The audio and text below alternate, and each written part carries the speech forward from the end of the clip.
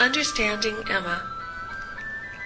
The memories I have of my Grandma Emma range from a moment of sheer terror as I tore around the dining room table away from her spare frame, wrathfully brandishing a butcher knife, bent on giving me a whack with the flat of the blade for what was no doubt just punishment for something naughty I had done, to quieter moments, going with her to church quilting bees, making and testing Jell-O on a Formica countertop, reading together the books she gave me.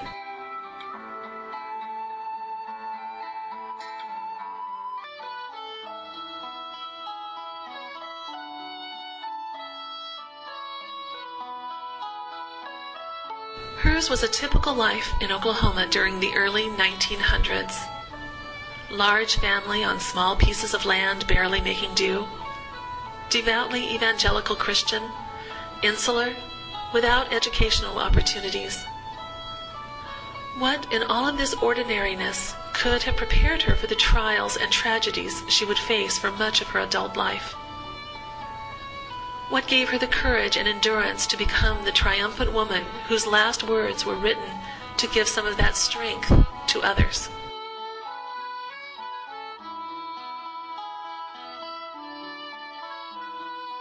Emma was born in Shady Point, Oklahoma in 1902. While traveling to a sister's house when she was 17, she met her future husband, Henry.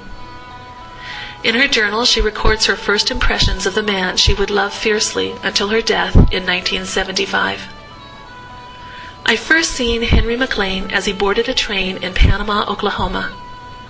Lots of servicemen were being discharged from World War I, and Henry had just came from Little Rock where he received his discharge. Still in uniform, he had to sit down next to me as the train was very full of passengers. And I thought I'd never seen so handsome a man. Black curly hair, steel blue eyes, and a dark olive complexion, he being part Cherokee Indian. The next 30 years of her life were years of migrations, long and short, grinding poverty and deprivation, and working tirelessly to make a home for her husband and their 9 children, with little money and less physical health.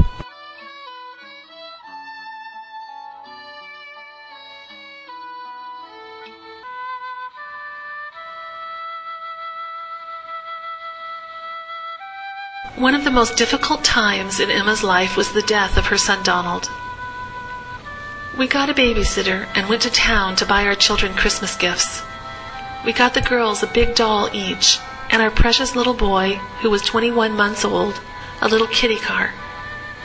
So on Sunday morning before Christmas on Wednesday, we were playing with the baby, and Henry said, "Let's give him his kitty car now." I said, "Wait until Christmas." He said he may not be here Christmas, so we gave them all their Christmas on Sunday morning. Donald was a big, healthy baby, and so pretty and gay. So he played all week with his toy, and on Saturday, a wet, cold day, I had washed and boiled some clothes and set that tub of water on the floor, not even realizing he was so near it. And he fell in head first, and was bad scalded, and lived 2 agonizing weeks. We never left his bedside, but pneumonia finally got him. So we tearfully buried our little son. We moved. I couldn't stand to stay there where Don had met such a tragic death, as I felt I was the cause of it.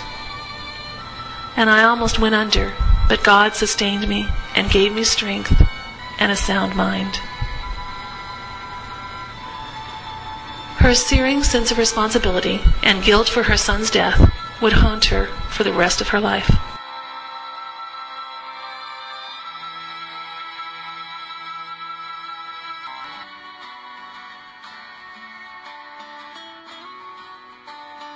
Trying to understand the joys and solaces of someone else's life is an elusive thing. Was it Emma's unwavering faith, her unflagging work ethic, a native wit coupled with her love of writing and reading, or a stubborn spunkiness that saw her through and beyond the vicissitudes of her life? Who can say, really? All I can do is look at Grandma through the lens of time with admiration and gratitude for the role she plays in our family, for her courage and endurance, for her legacy of faith and grit, for her indomitable spirit.